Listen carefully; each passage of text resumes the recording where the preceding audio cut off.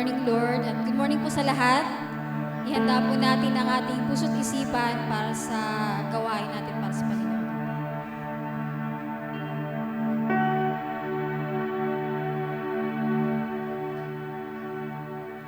Praise the Lord. Praise God in His sanctuary. Praise Him in His mighty heavens. Praise Him for His acts of power. Praise Him for surpassing greatness. Praise Him with the sounding of the trumpet. Praise Him with the harp and lyre. Praise Him with tambourine and dancing. Praise Him with the strings and flute. Praise Him with the clash of cymbals. Praise Him with the resounding cymbals. Let everything that has breath praise the Lord. Pangunahan po tayo ng opening song ni Brother Noel at opening prayer ni Sister Imelda.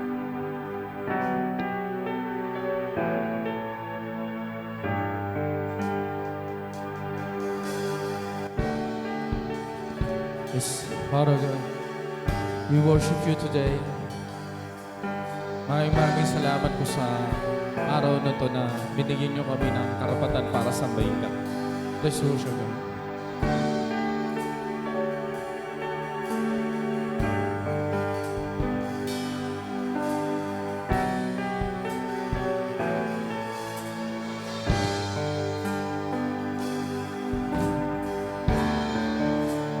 Kapayapaan nagmula sa'yo,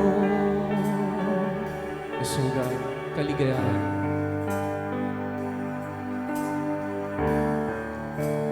Kaligayahan na kami sa piling mo.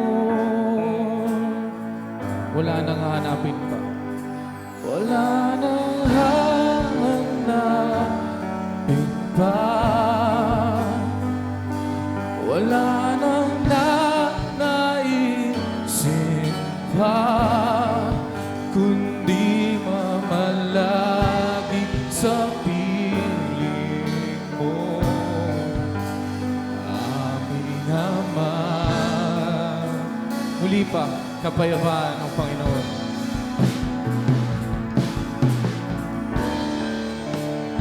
Kapayapaan na nagmula sa'yo, nasugat kaligayahan.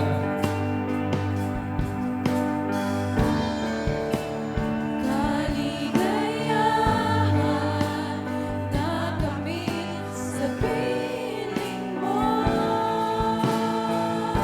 Yes, so lugod, wala na. Wala na hanapin pa. Wala nang naisip pa, kundi mamalagi sa piling mo, aming Ama. O wala nang papantay sa'yo, Panginoon. Wala nang Papantay sa'yo, nag-iisang Panginoon. Iisang Panginoon,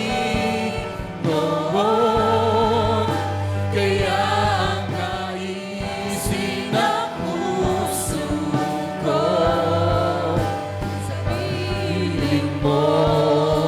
O wala nang hahanapin ba? Wala nang hahanapin ba? O wala nang naisip pa, Panginoon?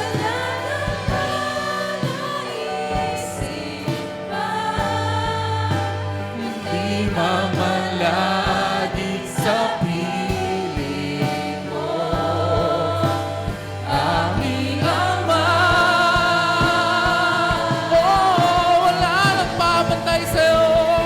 Wala nang papantay sa'yo. Sugat Nag-iisang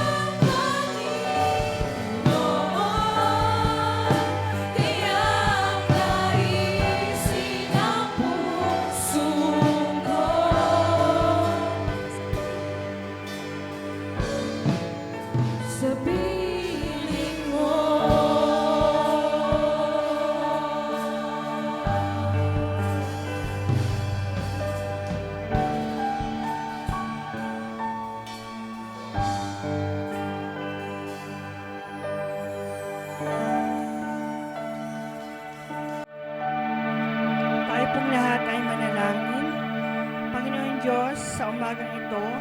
Salamat po, Panginoon, at kami po ay sama-sama magpuri sa iyo sa umagang ito. Salamat po, Panginoon, sa mga kapatiran na narito upang ikaw po ay aming sambahin, pasalamatan at papurihan, Panginoon, sa araw na ito. Ito po ang araw, Panginoon, na kung araw ng aming pagsamba, Panginoon Diyos. Salamat po, Panginoon, sa mga anak mo na ginagamit mo, sa aming mga pastor, sa aming mga lahat po ng mga manggagawa sa church na to. Pagpalain mo po, Panginoon, ang bawat isa na narito. At tunay nga po, Panginoon, na ibuhos mo po ang blessing sa bawat anak mo, Panginoon, na nananalig sa iyo. Tunay nga po, Panginoon, na ikaw po ay makapangyarihan sa lahat. At higit po sa lahat, Panginoon, ikaw lamang, Panginoon, ang aming sandigan, Panginoon Diyos. Ano man po, Panginoon, ang nakikita mo sa bawat isa sa amin, batid mo po ang laman ng aming mga puso't isipan, Panginoon Diyos. Tunay nga po, Lord, patawarin po kami kung kami po ay may mga pagkukulang sa iyo. Tunay nga po, Panginoon, na narito kami ngayong umaga upang kami po ay iyong patawarin, Panginoon. Ganun din po, Panginoon, ang mga kapatiran namin na papunta pa lang po dito. Gabayan mo po ang bawat isa sa kanila, Panginoon, upang sama-sama po kami magsamba sa iyo, Panginoon Diyos. Ganun din po, Panginoon, pagpalain mo po, Panginoon, ang aming mga awit, ang itatayo mo po sa iyong harapan, O God. Tunay nga po, Panginoon, na buksan mo po ang bawat puso na narito upang kami po ay makinig, maging pagpapala po sa amin ang mga salita mo na kanyang gagamitin sa umagang ito, Panginoon Diyos. Ganon din nga po, Panginoon, ang aming mga kapatiran, Panginoon, na may mga sakit, kagaya po ng aming kapatid na si Sister Joy, O God. Panginoon Diyos, narito po kami, sama-samang ipinapanalangin namin sa iyo na walang imposible, Panginoon, pagagalingin niyo po siya, O God. Kiniklaim na namin to, Panginoon Diyos. At ito po, batid niyo po na mahal namin siya, Panginoon. Ganon din po, Panginoon, ang kanyang anak na si Exodo, Panginoon, at ang kanyang asawa. Lord God, hipuin niyo po sila ng iyong mapagpalang kamay, O God. Ikaw lamang, Panginoon, na makapangyarihan na manggagamot, Panginoon. Hallelujah, hallelujah. Salamat sa iyo, Panginoon Diyos, na ikaw lamang ang nagbibigay ng kalakasan ng bawat isa sa amin, Panginoon. Ikaw lang aming sandigan, Panginoon Diyos. Tunay nga po na nagpupuri kami at nagpapasalamat sapagkat kami po ay iyong pinatawad sa aming mga kasalanan, Panginoon. Maraming salamat po sa tayong pangalan ni Jesus. Ang lahat ng anak ng Diyos ay magsabi ng Amen.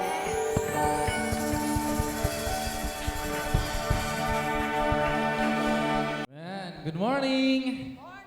Good morning po sa ating lahat, lalong-lalo rin din po sa mga nakanilang bahay. Good morning po sa inyo. Bago po tayo magpuri sa Panginoon at itaas ang kanyang pangalan sa araw na ito, tayo magkamustahan muna po ating mga kapatid at ating mga pamilya. Magkamayan muna po tayo. Kantayin po natin ang kasama natin. Amen. Amen! Hallelujah! Welcome to our church. Good morning po sa inyong lahat.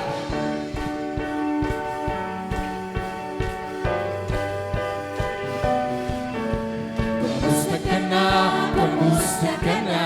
Alam ko sa iyong mata na ika'y masaya. Muli na naman tayo nagkasama-sama upang umawit magpuri sa Kanya'y sumamba. Kamusta ka na? Kamusta ka na? Puso ko'y nagagala na ika'y makita. Sarap ng piling, di ba't magsama-sama lagi? Amen! Pinupuri siya Kay sarap! ng piling ko na ika'y kasama ko. Kasabay na umaawit, kasabay na sumasamba, kasabay na piling, di ba pag tayo sama-sama? Amen! Kamusta kayo mga kapatid? Kamusta Kamusta ka na? Kamusta ka na? Alam ko sa iyong mata na ika'y masaya. Muli naman tayo nagkasama-sama upang umawit ng puri sa kanya'y sumamba. Kamusta ka na? Kamusta ka na? Puso ko'y nagagala na ika'y makita. Sarap ng piling, di ba pagsama-sama lagi? Pinupuri siya. Okay, sarap ng piling. Ang piling ko na ikaw kasama ko. Kasabay na umaawit, kasabay na sumasamba. Yes, Lord. Piling, di ba pag tayo sama-sama? Ay, sarap. Na ika'y kasama ko. Sabay na umaawit, kasabay na sumasamba. Sarap ng piling, di ba pag tayo sama-sama? Sarap ng piling, di ba pag tayo sama-sama? Amen. Sarap ng piling, di ba pag tayo sama-sama?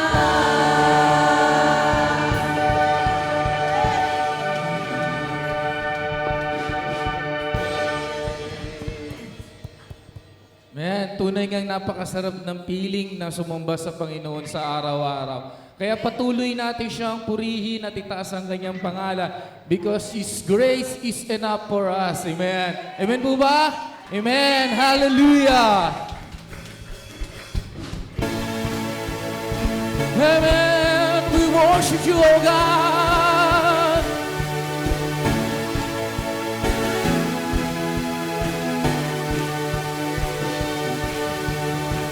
Great is the Lord of faith, O God. You wrestle with the sinner's heart. You lead us to the waters and to mercy. And nothing can keep us apart. So remember your people, remember your children, remember your promise, oh God. Yes, oh God, your grace is enough. Your grace is enough. Your grace is enough for me. Your love and justice, God. You use the weak to lead the strong. You lead us in the song of your salvation, and your people singing along. So remember your people, remember your children, remember your promise, oh God. Yes, oh your grace is enough. Your grace is enough. Your grace is enough for me. Yeah, your grace is enough. Heaven reaching down us. Your grace is enough for me. Your grace is enough. Your grace is enough. Your grace is enough for me. Yeah, your grace is enough. Heaven reaching down us. Your grace is enough, oh God. Your grace, your people, remember your promise. Remember your promise, oh God. Your Your grace is enough. Your grace is enough for me. Yeah. Your grace is enough. Heaven reaching down to us. Your grace is enough for me. Your grace is enough. Your grace is enough. Your grace is enough for me.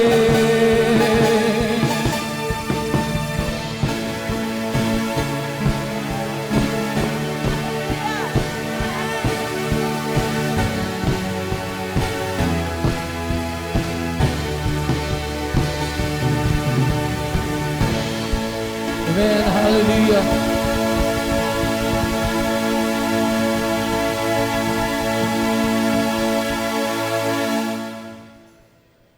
Tunay nga na napakabuti ng Panginoon sa atin. Kaya binigyan niya ang kanyang nag-iisang anak para sa atin. Amen. Hallelujah. Christ is enough.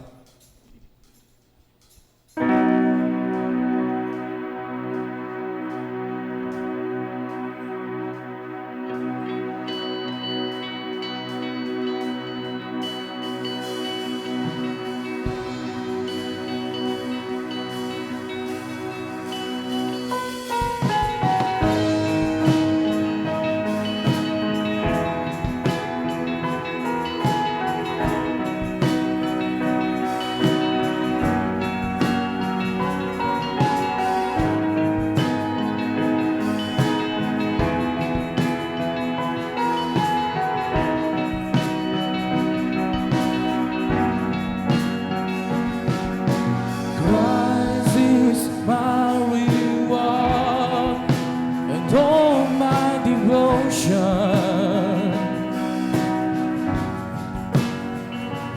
Now there's nothing in this world that could ever satisfy. Through every trial, my soul will sing. No turning back, I've been set free. Christ is enough for me. Christ is enough for me. Everything I need is in you. Everything I need, all in all, my joy and my salvation. And this hope will never fail. Heaven is our home. To every soul, my soul will sing. Jesus is here to guide me the glory. Christ is enough for me. Christ is enough for me. Everything I need is in you. Everything I need.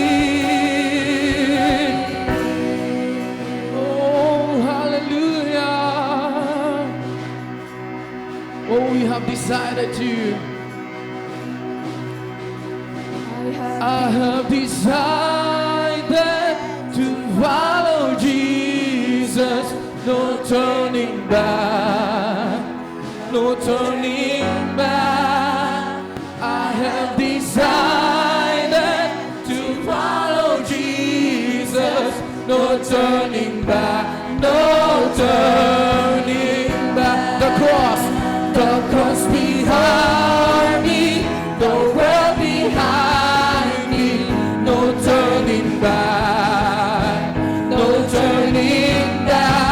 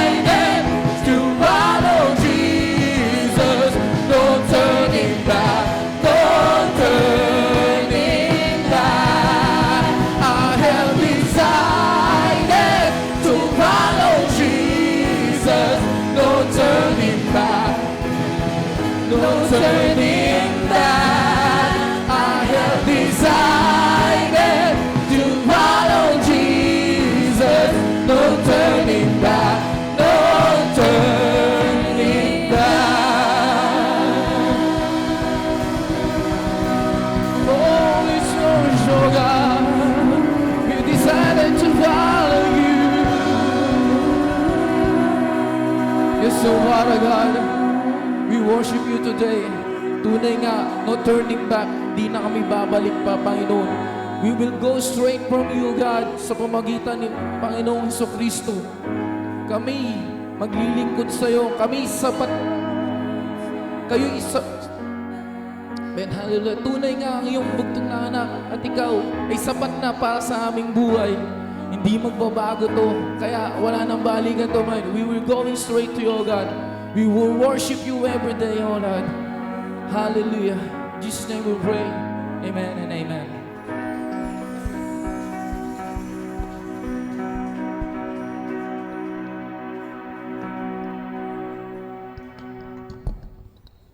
Praise God.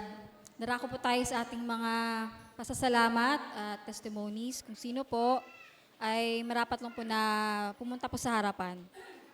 Praise God. Amen. Hallelujah. Tunay nga po na napakabuti ng ating Panginoon dahil tunay po na nire-reveal niya yung kanyang sarili sa atin. Lalo na kapag tayo po ay may napakabigat na suliranin sa buhay. Noong Wednesday po ng gabi hanggang Saturday ng madaling araw, si Pastor Jan po ay nagpapabalik-balik sa CR dahil po sa nag-LBM po siya. At hinang-hina po ang pakiramdam niya noon. At ako naman po bilang asawa ay talagang nananalangin po sa Panginoon. Dahil kami po ay mga senior citizen na talagang yung mga anak namin po ay wala na sa aming piling. Sino po ang tatawagan sa panahong ganun na mahina yung asawa mo dahil may sakit? Subalit napakabigat ng napakatibay ng pananampalatayang ipinagkaloob ng Diyos sa amin. Habang nakahiga na po si Pastor Jan, hating gabi na po yun, habang ako'y nananalangin po, bigla pong, alam niyo po na naniniwala tayo sa Holy Spirit. The Holy Spirit na ibinigay, pinagkaloob, ipinur out sa atin ng ating Panginoon, ay talaga pong naandyan. Lagi pong binabanggit yun ni Pastor Romila. Talagang ipinur out po yun. So sa time po na kailangan natin, gumagawa kan lamang po natin ang ating pananampalataya sa Kanya dahil siya po, hindi tayo binabitawan. Minsan po, feeling lang natin, parang paano na kami? Dalawa na lang kami, senior pa. Wala na yung mga anak ko sa piling namin. Pero, laban lang, tagumpay tayo dahil sa Panginoon. At sa ngayon po sa kasalukuyan, patuloy tayo nagse-celebrate ng kabutihan ng Diyos sa bawat isa sa atin. Purihin po ang Panginoon, hindi po mapigilan ang magpuri sa Kanya at magpatotoo ng kabutihan niya. Amen po. Praise God po sa kagalingan pinagkaloob kay Pastor Jan. Sino pa po? Magandang umaga po sa inyong lahat. Maraming pong salamat at naandito na naman kami ulit. 2 linggo po kami ay wala at nananabik po ako ulit na makita kayo. Kaya ako po ay nagpapasalamat na andun po yung inyong pagmamahal sa amin. Kasi nung nakaraang linggo po, nagpaalam kami na talagang si Pastor Kaloy in-invite sa ibang church. Kasi yung nag-invite po sa amin, kakilala talaga namin yon. Simula po, nang nagkaroon kaming gawain sa bahay, ay isang member po namin yon. At talaga siya po ay pinagpala ng Panginoon. Nagkaroon po siya ng church, sarili nilang bahay. Ngayon po, ang anniversary nila, pang-siyam na. Ngayon po, maraming pastor na gustong magmensahe doon sa anniversary nila. Ngayon, sabi niya, hiniling ko yun sa Panginoon na ang panalangin ko kung sino talaga ang itatayo sa itong anniversary nila. Ngayon po, ang binigay ng Diyos sa kanya, ito po yung si Pastor Kaloy.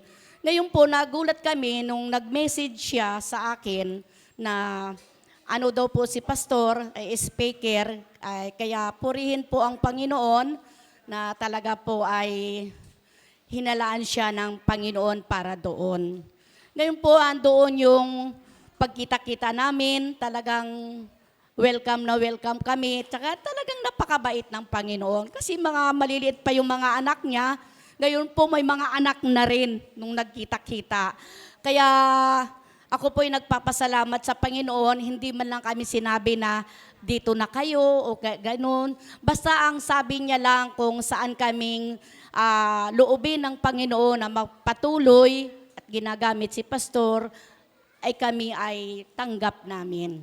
Ay kaya ako po'y nagpapasalamat kasi nandito na po kami at talagang hinalaan na po namin ang aming buhay, kung ano po ang kalooban ng Panginoon na magsama-sama tayo dito. Kasi ako po, nalulungkot po ako pag nawawala ako rito kasi nandun po yung pagmamahal ni Pastora Mila sa akin. Kasi pag galit po siya sa akin, nagtitimpla po siya ng kape para sa akin. Ganon po yun pag nagagalit siya sa akin. Tinitimplahan niya ako ng kape. Kaya ako po'y nagpapasalamat sa inyong lahat, sa inyong pananalangin, na po kami mag-asawa, ang aking apo, na nakapasok kami rito sa itong tunay na pagmamahal, na pagkakaisa sa mga kapatiran. Doon ko po nakita na talagang ibang-iba ang mga espiritu. Kaya marami pong salamat sa pangalan ng ating Panginoong Jesus. Amen po. Okay, kung wala na po, darako na po tayo sa ating pastoral prayer na pangungunahan ni Pastor Bert Dungaran. Tawagin po natin ang mga bata. Hayaan natin silang dalhin dito sa unahan sapagkat yan po ang kalooban ng Diyos. Kasi ang sinasabi ng Bible, sumampalataya ka sa Panginoon, ikaw at ang iyong buong sambahayan ay maliligtas. So dahil po kasama natin ang ating buong pamilya, ay marapat lang na ating pong dalhin sila sa panalangin. Sige po mga magulang, itaas ninyo ang inyong kamay sa ulunan ng inyong mga anak bilang simbolo ng ating pagpupugay at pagpupuri sa Panginoon sapagkat ang Diyos na ating pinaglilingkuran ay isang Diyos na mapagmahal. Panginoon naming Diyos at Amang Banal na makapangyarihan sa lahat, kami po na lahat ng iyong tinubos sa pamagitan ng kamatayan ng aming Panginoon Kristo doon sa krus ng Kalbaryo, ay narito kami upang ipagdiwang ng buong kagalakan ang araw na iyo pong itinakda na 7 araw na kung saan kami ay magtitipon-tipon, titigil kami sa lahat ng aming ginagawa at alalahanin namin ang iyong kautusan na iyo pong pinatutupad sa lahat ng iyong mga anak, na iyo pong ipinagkaloob sa kanilang mga puso o sa bawat isa sa amin ang kagalakan na ikaw ay aming paglingkuran, lalo na Panginoon sa pagsamba sa iyo sa 7 araw na iyo pong itinakda sapagkat ito ang nakalulugod sa iyong banal na paningin.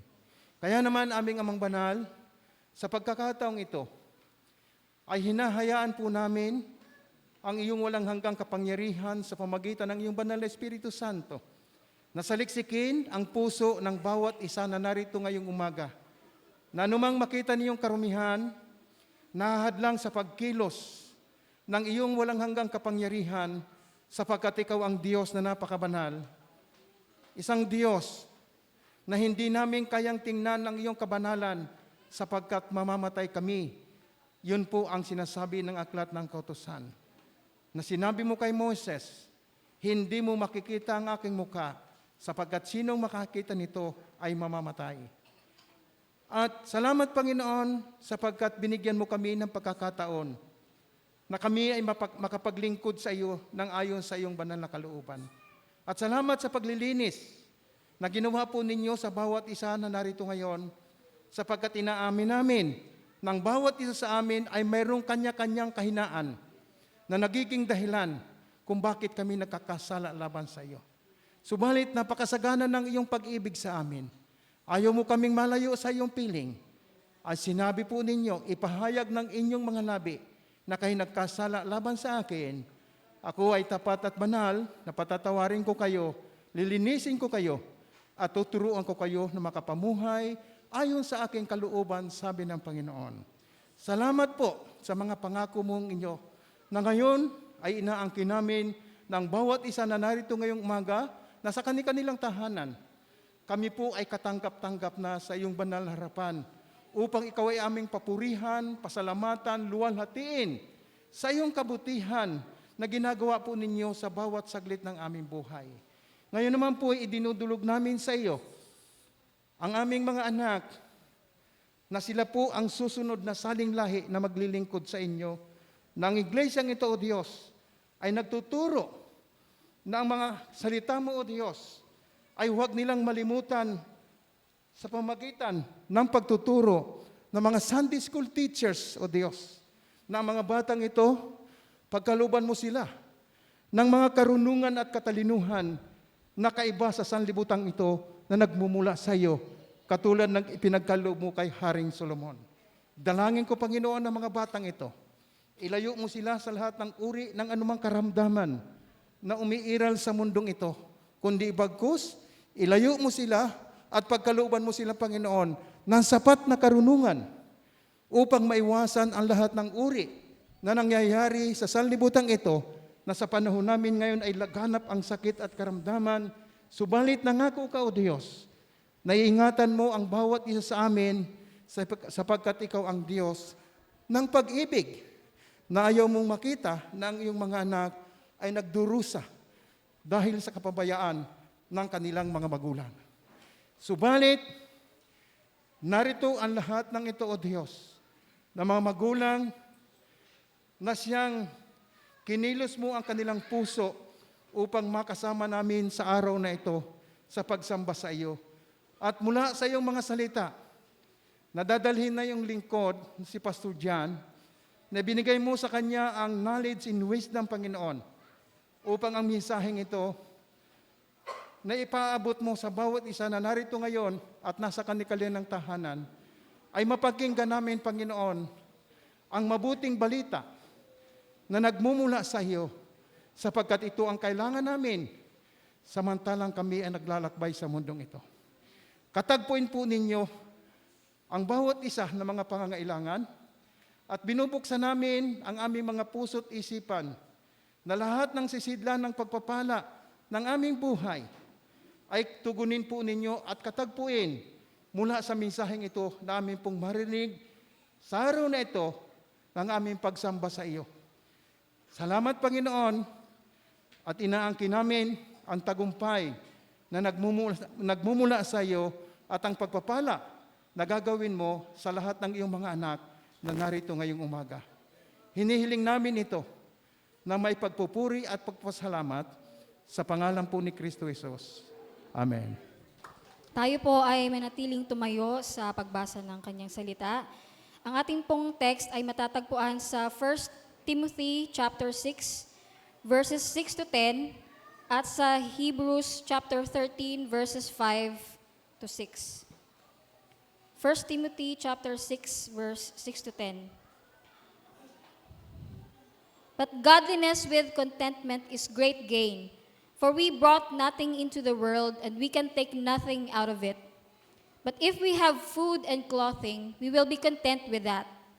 People who want to get rich fall into temptation and the trap, into many foolish and harmful desires that plunge men into ruin and destruction. For the love of money is a root of all kinds of evil. For some people, eager for money, have wandered from the faith and pierced themselves with many griefs. Hebrews chapter 13, verses 5 to 6. Keep your lives free from the love of money and be content with what you have, because God has said, "Never will I leave you, never will I forsake you." So we say with confidence, "The Lord is my helper, and I will not be afraid. What can man do to me?" At ating pong i-welcome ang ating magdadala po ng salita ng Diyos, si Pastor John Peñaranda. Isang napaka-kontentong araw ng pananambahan. At salamat sa Panginoon. Alam niyo mga kapatid, I'm newly recovered from the so-called LBM, na kung saan ay Napakatotoo yung sinabi ng misis ko na tulong-tulong na panalangin, itiyak na may mangyayaring maganda. Grabe. Grabe ang kapangyarihan ng Panginoon. Imagine, halos 4 o'clock na ng madaling araw, saka lang nakarecover ako doon sa every hour ako nasa CR.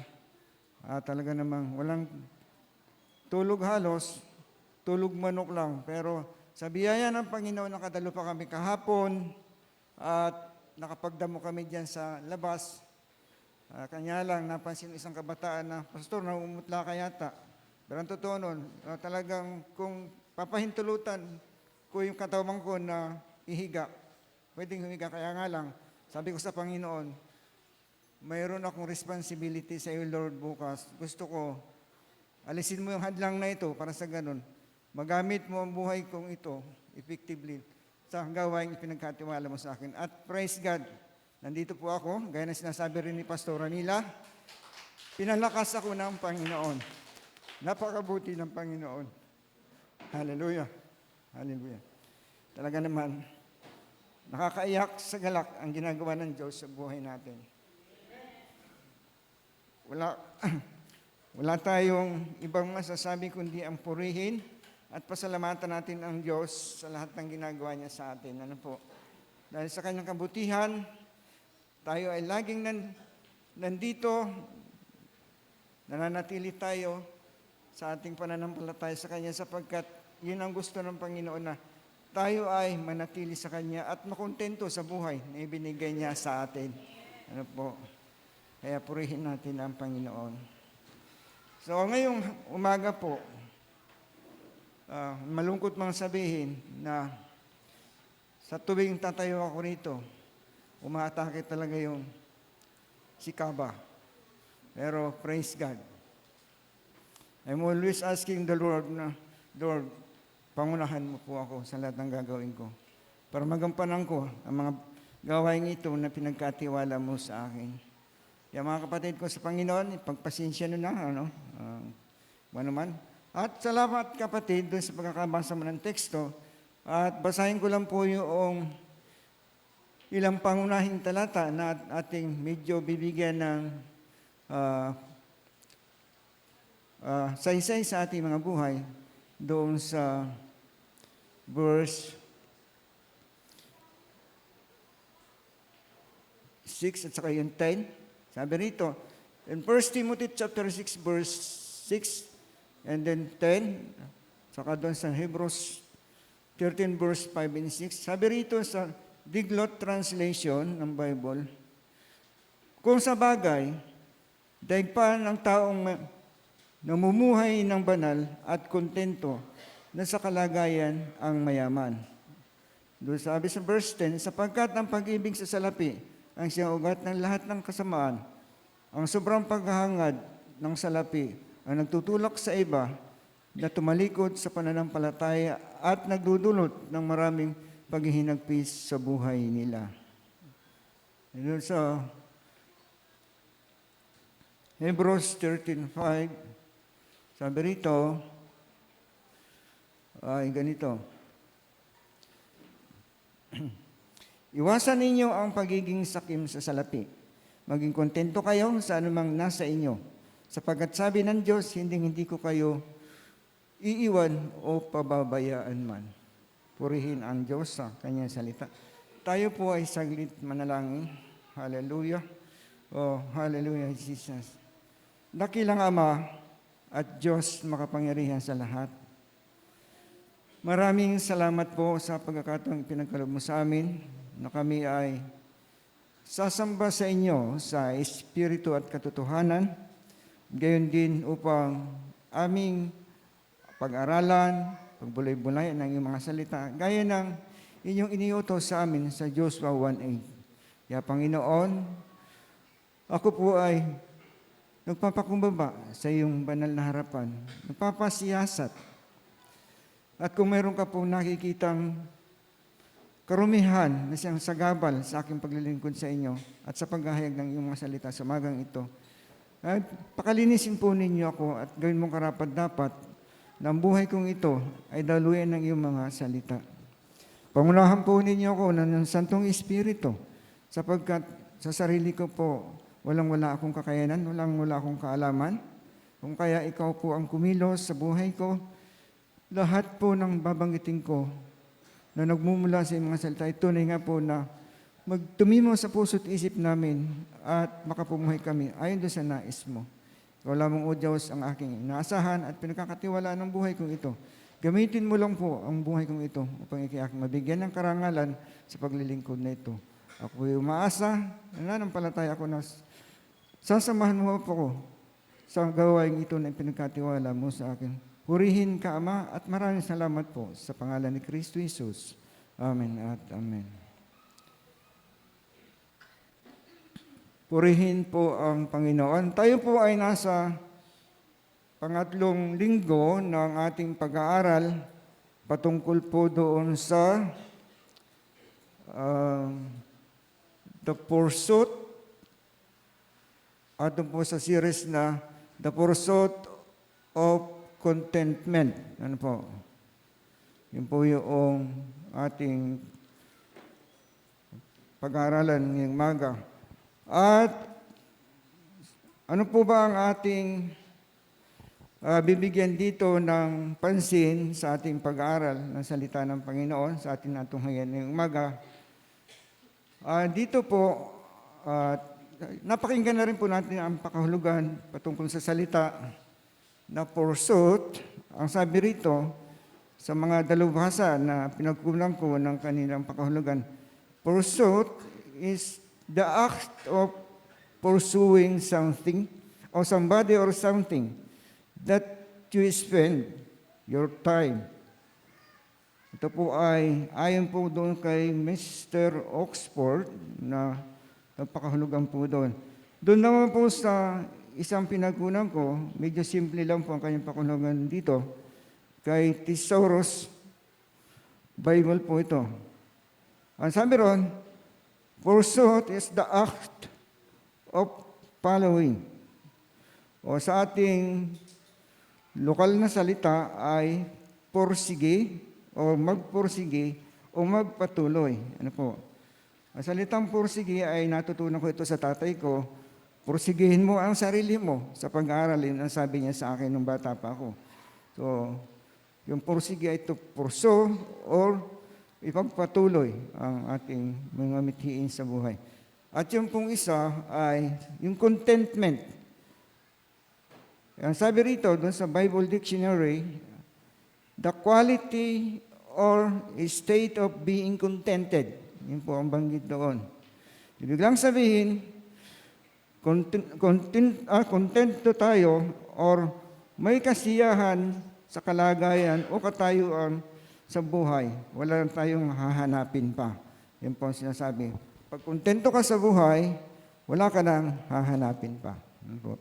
So dito, ano yung pamagat ng ating pag-aaralan?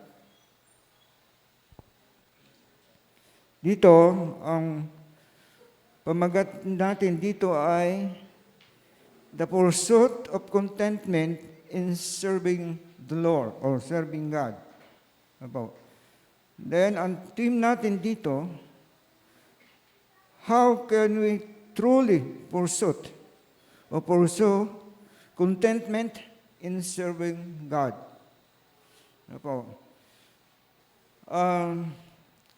Doon po sa mga talata na ating tiningnan, ito po ay sulat ni Apostle Paul sa kanyang anak sa pananampalataya ni si Timoteo.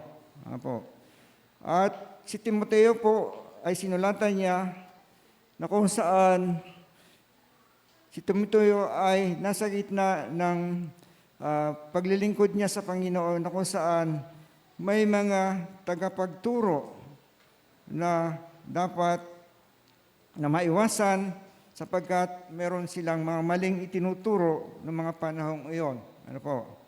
Kaya ang sabi ni Apostol Pablo kay Timoteo ay, kung babanggitin po natin doon sa chapter 6 verse 3 hanggang masusunod, ay meron po siyang binanggit dito kay Apostol, kay Timoteo.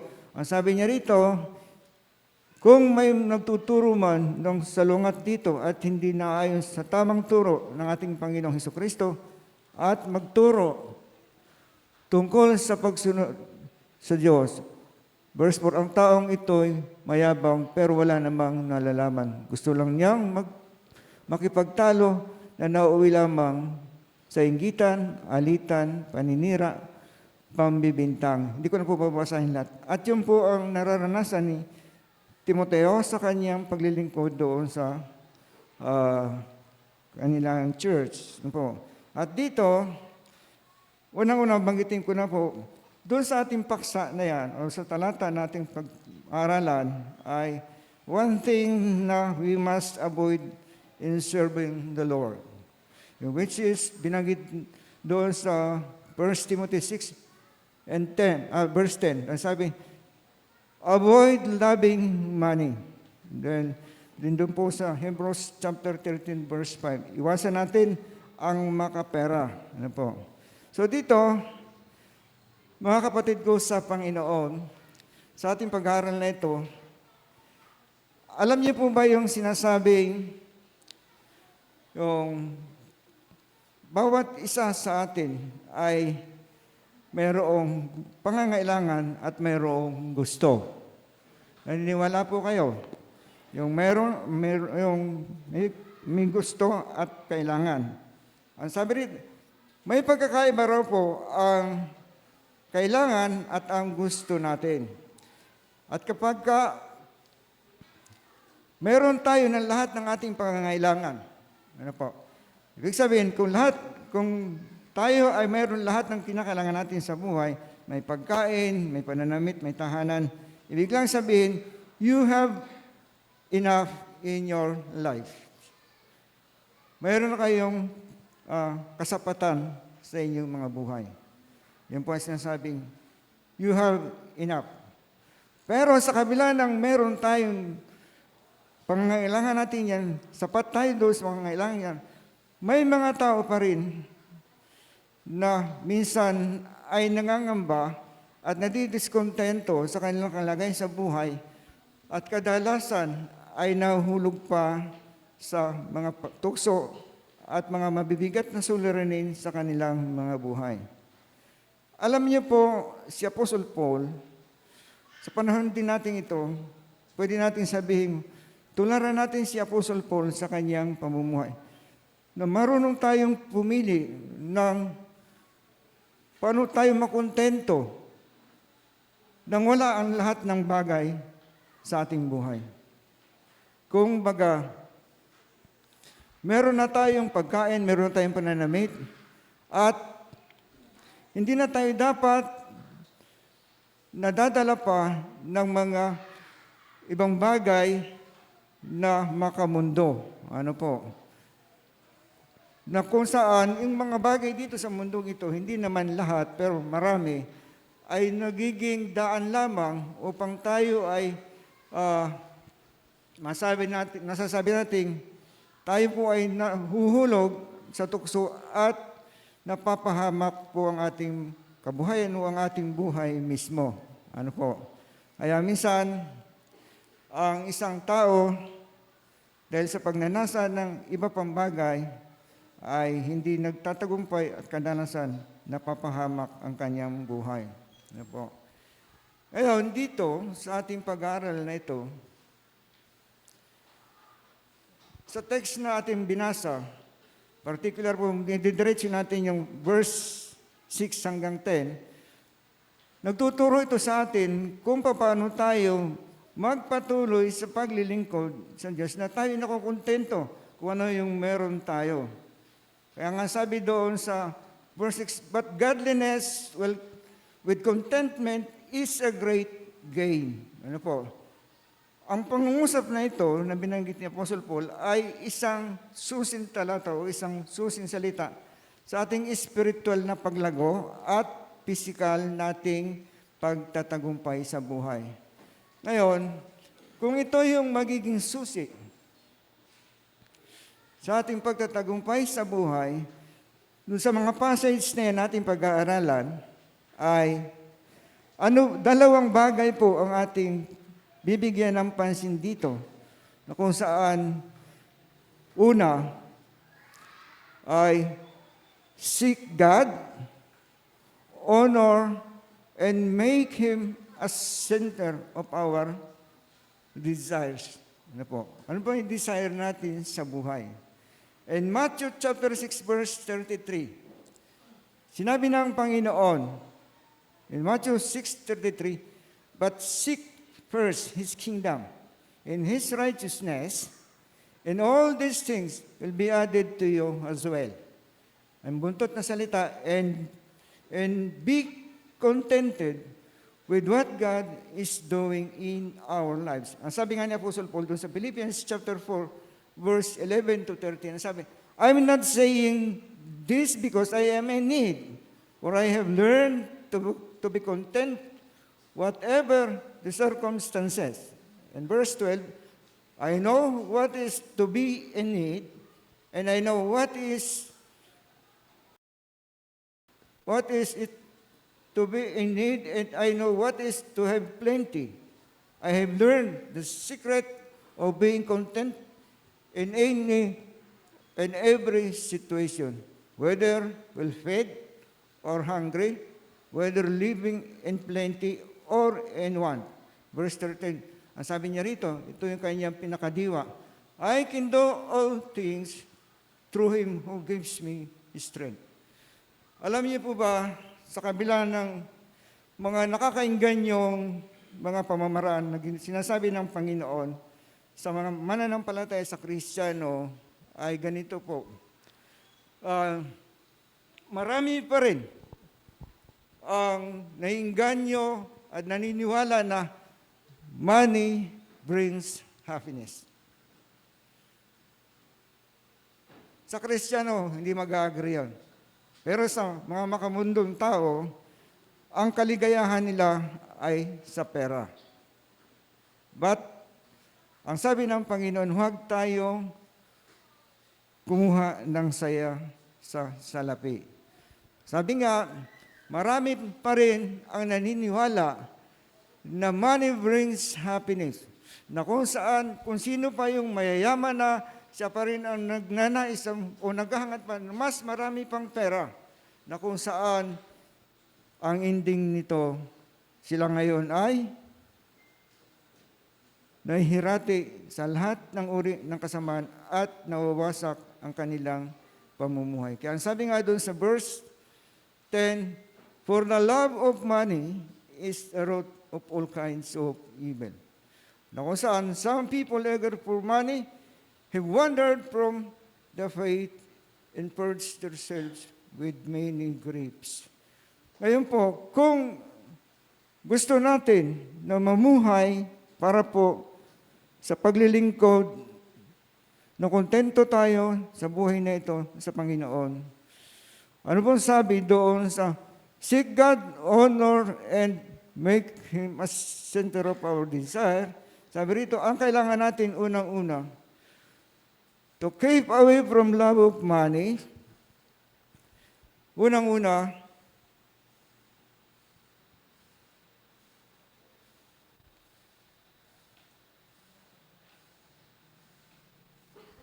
doon po, realize that one day riches or money will all be gone.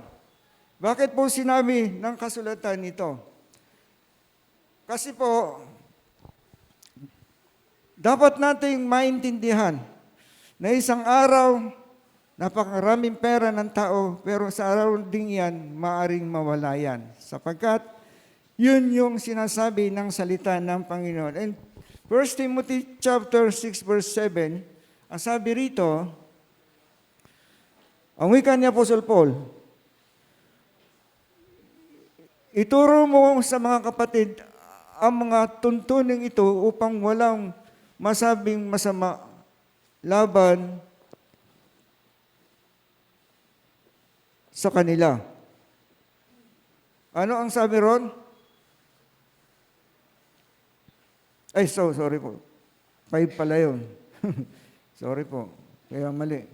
Verse 7 ng 6, sabi, ang totoo, wala tayong dinala sa mundong ito at wala rin tayong madadala pag-alis dito. Ang ibig sabihin ni Apostle Paul, lahat tayo dumating sa mundong ito na wala. We are nude. Hubad tayo. Alis tayo ng wala. Ganon din ang kayamanang ito na ninanais ng marami upang makontento lamang dahil ang gusto nilang contentment ay maraming pangangailangan sa mundo yung kayamanan. Ang sabi dito, dapat nating maintindihan na ang kayamanan ito ay panandalian lamang. Hindi ito pang matagalan. Maaring mawala ito sa isang iglap lamang. Kaya huwag nating ilaan ang ating buhay sa mga material na bagay sa mundong ito upang maging kontento tayo sa ating paglilingkod sa Panginoon. Ano po? Sinasabi rin ni Apostle Paul doon sa verse 17 ng 1 Timothy, sabihin mo sa mga mayayaman sa mundong ito na huwag silang maging mayabang o umasa sa kayamanan nilang madaling mawala. Sa halip, umasa sila sa Diyos na nagkakaloob sa atin ng lahat ng bagay na ikasisiya natin. Kaya ang sabi nga sa kanta natin kanina, kay Jesus sapat na. Wala nang hahanapin pa. Kasi sa kasabihan ng marami na Kristiyano, ano pa ang gagawin mo? Pag may Kristo ka sa buhay, sapat ka na. Wala ka nang hahanapin pa. Kaya nasa Panginoon lamang po ang kasiyahan ng isang mananampalataya. Ano ang sirkumstansya sa buhay? Kapag may Kristo ka, ang lahat ay payapa. Ang lahat ay okay. Lahat ay ayos. Sabi nga ni President FBR, everything is under control. Di po ba? So, yun. And then, kapag na-realize natin na ang salapi o kayamanan ay madaling mawawala sa atin yung salitang loving money. Mawawala sa atin yun. And we will live contented life in this world. Maasahan po natin yan. Dahil naroon tayo sa ating Panginoon. And another one is, be contented with what you have in our lives. Paano ba tayo makontento kung ano meron tayo sa buhay na ito? Gaya na nabanggit ko kanina, pumunta tayo dito, hubad. Alis tayo ng hubad. Ang sabi doon sa mga talata, makontento tayo kung ano meron tayo. Eh wala nga tayo nun eh. Tapos pag alis, wala rin. So, ibig sabihin, kapag mayroon na tayo, pinakaluban tayo ng Panginoon ng pangangailangan natin sa araw-araw, ang sabi rito, on verse 8, kaya kung mayroon na tayong pagkain at pananamit, pansinin po natin yung word na ginamit doon. Mayroon na tayong pagkain at pananamit, dapat na tayong makontento. Wow, ang babaw ng kaligayahan, hindi ba? Ang pagiging kontento sa buhay na ito ay hindi nangangahulugan ng lahat ng bagay nasa iyo na. Pansinin po natin yung two major na pangangailangan ng tao para lang makontento. Pagkain at damit lang. Pero sa mundong ito, ano ba yung primary needs natin para mabuhay? Di ba tatlo? Shelter, food, and clothing. Di ba yun po? Pero dito, sinabi dalawa lang. Pagkain at pananamit. Bakit kaya sinabi ni Apostle Paul yun? Kasi si Apostle Pablo ay walang bahay. Magagawa siya ng tent. Di ba? Siya ay tent maker. Ano po? Kaya masasabi natin na, kontento na siya doon. May pagkain siya, may damit. Kahit walang bahay, pwede siyang gumawa. Pag umulan, tayo ako ng tent ko dito. Hindi ako mababasa. Ayun lang binigay ni Apostle Paul, dalawa. Pero ngayon, umi-realize shelter, food, and clothing. Dito sa atin, ano po. Kaya kapag ginawa natin ito, yung mga sinasabi ng banal na kasulatan ito, ang buhay natin sa paglilingkod sa Panginoon, na tayo kontento, masaya tayo sa Panginoon. Hindi tayo malungkot maglingkod sa Panginoon. Bakit? Kontento na tayo eh. Sabihin naman, Pastor, ang dami ng pangangailangan natin eh. Totoo naman yon. Kaya mo bang i-provide yung pangangailangan marami? Lagi nating alalahanin, God will provide. Diyos ang magkakaloob niyan sa atin, hindi tayo. Manalangin lang tayo na ang Diyos ay gagawa. Kikilos yan. Maraming nagugulat sa ating budget fund. 250 million. Sabi nga ni Pastor Bert, sisiw yan sa Panginoon. Hindi naman sa atin hinihingi yan. Sa Panginoon. Magkaisa lang tayo sa lahat ng gusto ng Diyos na gawin natin for His glory. Magpapatuloy ang Diyos sa pagkilos sa buhay ng mga mananampalataya sa iglesyang ito. Be content on what we have. Ano ba meron kayo sa kasalukuyan? May kotse kayo? Meron kayong bahay? Ano pa ang kulang sa inyo?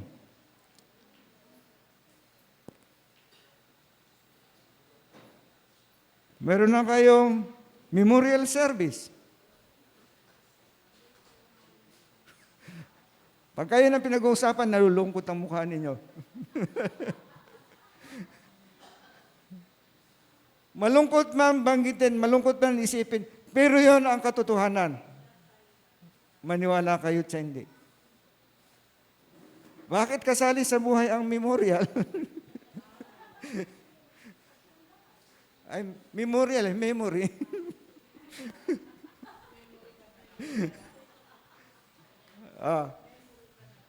Allah. So, ganun po yun. Makontento na kayo. Sino ang dalawang kotse? Mayroon yata ang dalawang kotse. Hingi naman isa. Hingi tayo kay Lord. Sabi ko nga, nananakit na yung siko ko, kamumotor. Lord, give me 4 wheels.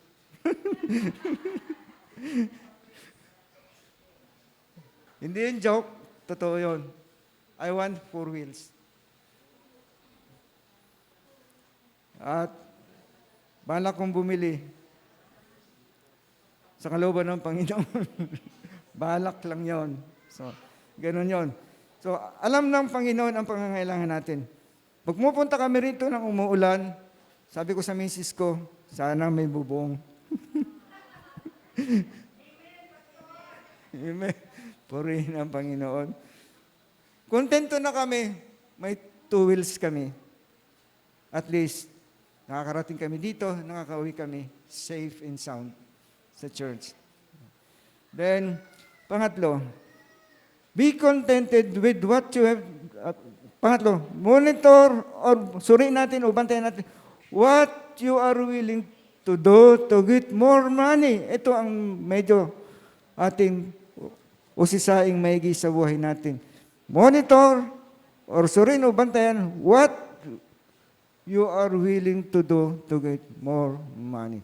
Ang sabi ron sa verse 9 and 10, sabi rito, ng Apostle Paul, ang mga taong naghahangad yumaman ay nahuhulog sa tukso. Sa isang bitag na mapanira at walang kabuluhang mga hangarin na nagdadala sa kanila sa kapahamakan. Bakit daw? Sapagkat ang pag-ibig sa salapi ang siyang ugat ng lahat ng kasamaan. Ang sobrang paghahangad ng salapi ang nagtutulak sa iba na tumalikod sa pananampalataya at nagdudulot ng maraming paghihirap sa buhay nila. Sinong maraming pera? Sa anong paraan ninyo yan inimbak?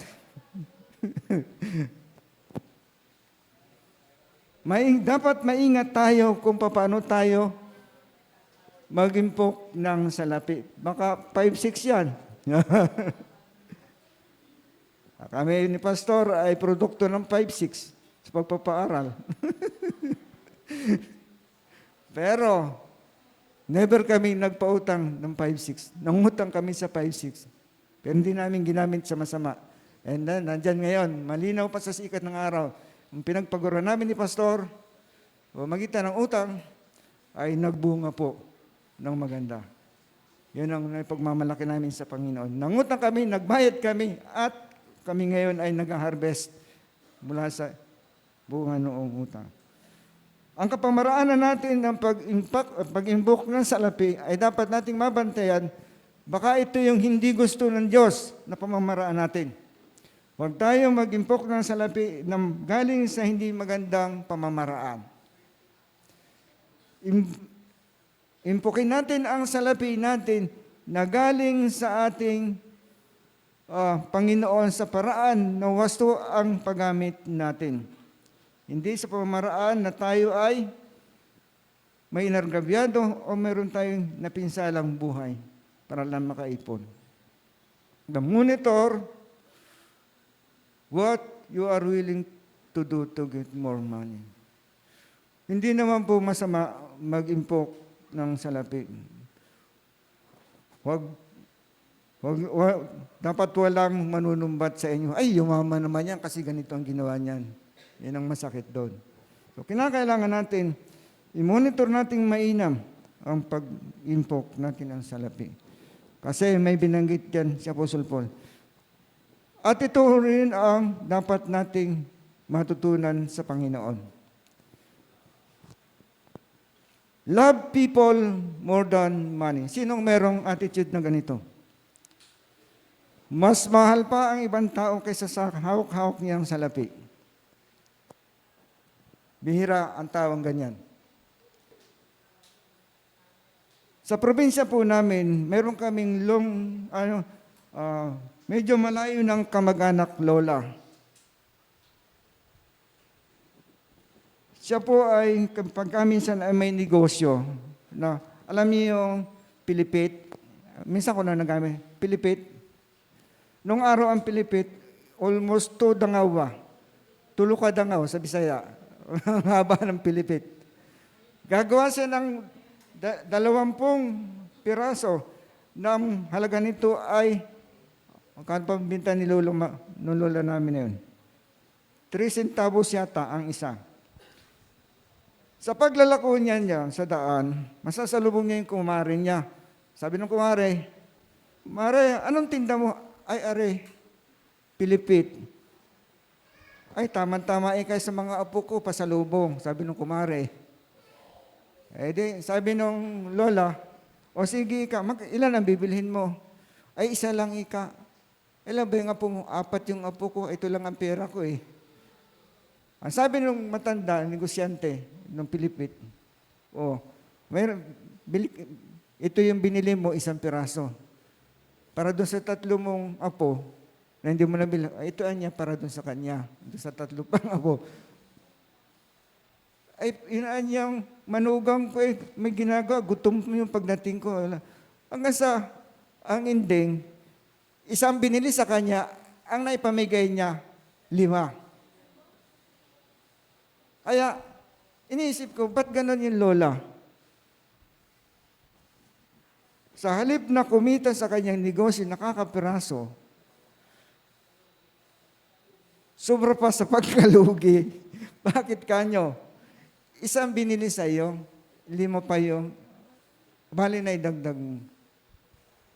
Alam niyo ba, lately ko lang napag-intindi, napag-unawa. Noong nagbabasa na ako ng Bible, mas mainam pala magmahal ka ng kapwa kaysa mahalin mo yung pera mo. I'm not advising na mamigay kayo. Pero may time na ang iba ay mas nangangailangan sa atin. Naniniwala po kayo? Magpasalamat tayo kasi may naiaabot tayo. Ibig lang sabihin, mas mahal mo, mas mahal natin ang nangangailangan tao kaysa salapi natin. Kasi ang sabi nga, ang salapi ay pansamantala lang. Kaya pag may attitude kang ganyan, masasabi mo, pag naglilingkod ka sa Panginoon, you are contented in serving the Lord. Yun nga lola namin yun, hindi pa Kristiyano yun. Ha? Pero, kung magmahal sa kumare, gano'n na lang. Isang binili, ang bonus ay napakarami. Gano'n kaya ang gawin natin. Baka sakaling maraming bonus sa atin. Maraming ayaw eh. Hindi kumbinsido. So, gano'n.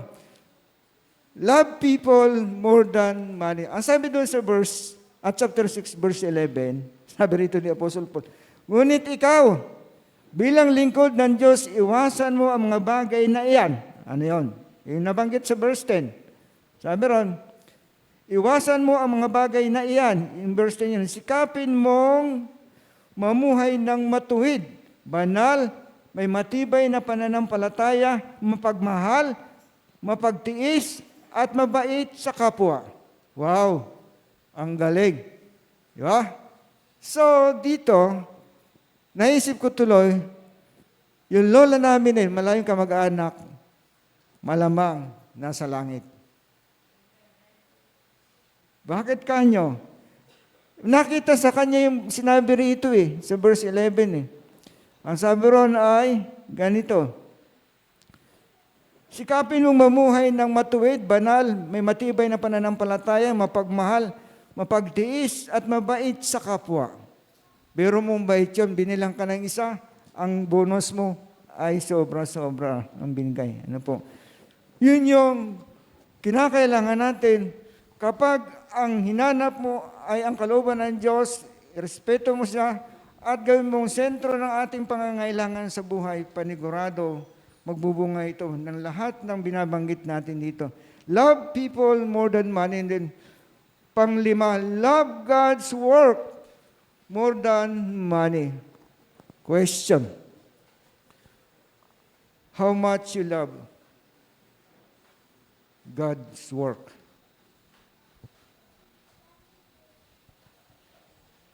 Love God's work more than money. 1 Timothy chapter 6 verse 11 pa rin. Kasi ganito po, wala akong binabato, wala akong pinatatamaan. Bilang mananampalataya, ganito. Lahat tayo naman ay gumagawa, kumikilos tayo rito. Walang idol dito pag nandito sa church. Diba? Lahat nagwawalis, nagdadamo, naglahat. Ganito. Paano ba natin ginagawa yung trabaho na yun? Is there love? Or just to show na we are serving the Lord? Makita ng marami. Siyempre, bilang mananampalataya, ginagawa natin ito kasi mahal natin ang ginagawa natin sa Panginoon.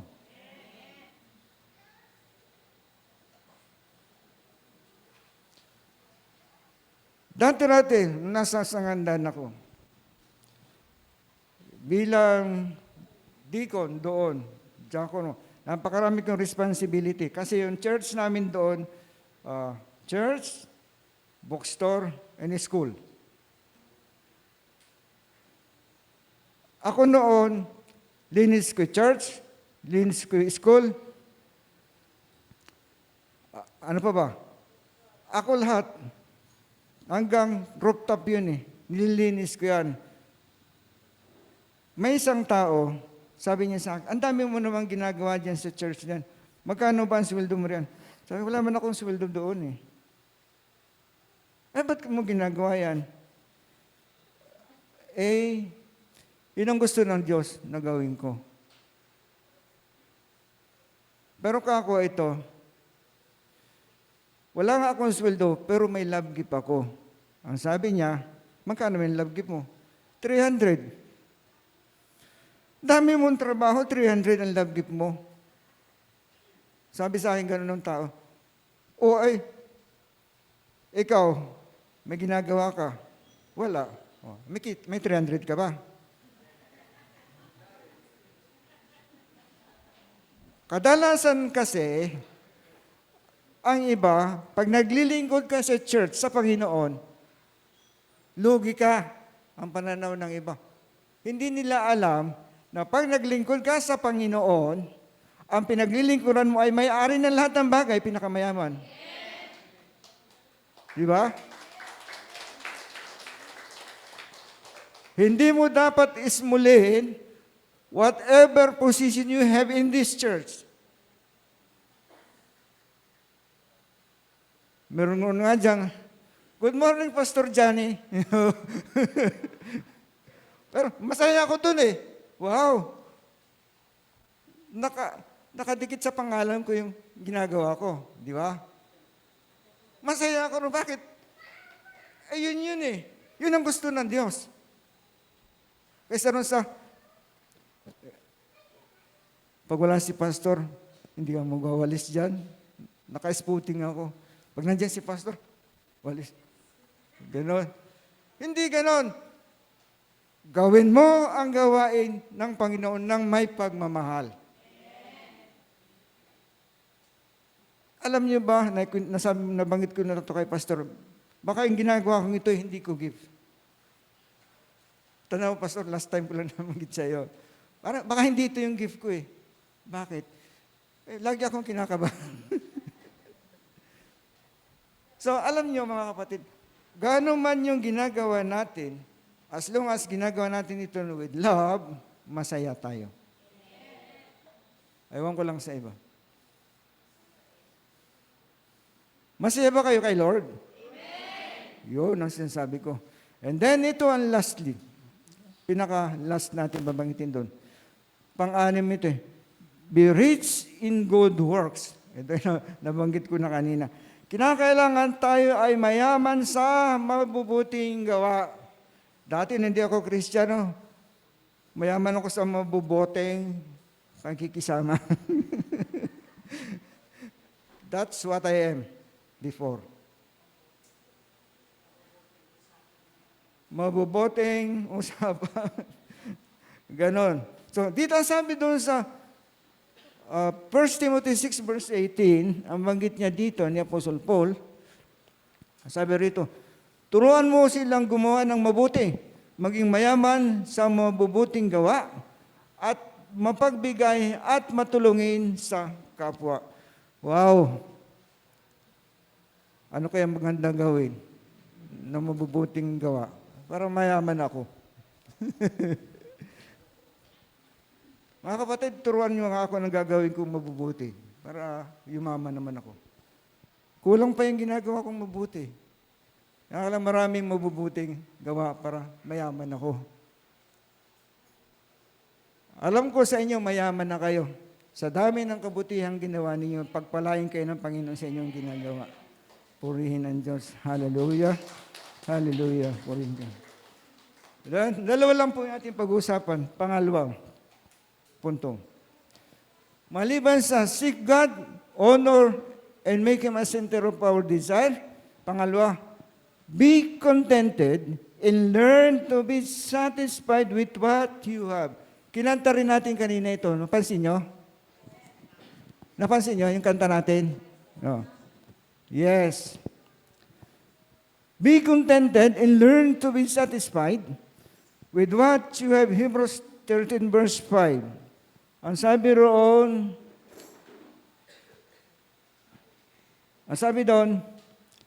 iwasan ninyo ang pagiging sakim sa salapi. Maging kontento kayo sa anumang nasa inyo, sapagkat sabi ng Diyos, hindi ko kayo iiwan o pababayaan man. Kaya, ang sabi roon, verse 6, buong pagtitiwalang masasabi natin, ang Panginoon ang tumutulong sa akin, kaya hindi ako matatakot. Ano ang magagawa ng tao laban sa akin? Yeah. Paano ito? To be contented and learn to be satisfied with what we have. Alam nyo, mga kapatid ko, contentment itself is a great wealth. Naniniwala kayo doon?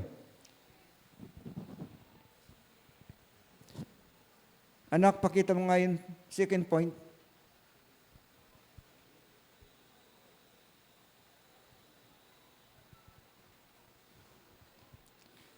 Una,